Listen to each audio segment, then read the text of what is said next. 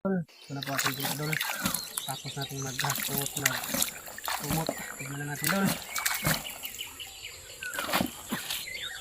Dol, tignan ito dol. Tignan natin. Ang hirap dol, napakalayo ng istakan. Sobrang layo.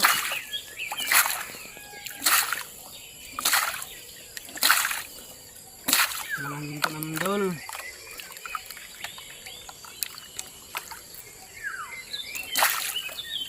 Marami nagtanong bakit daw lumutang ang ginto. Dahil maliliit mga pino. At walang gamit na mercury. Yan ang ginto natin dol. Salamat po tayo lagi sa Panginoon. Kahit hindi masyadong madami, mayroon pa rin, nakabigas pa rin tayo.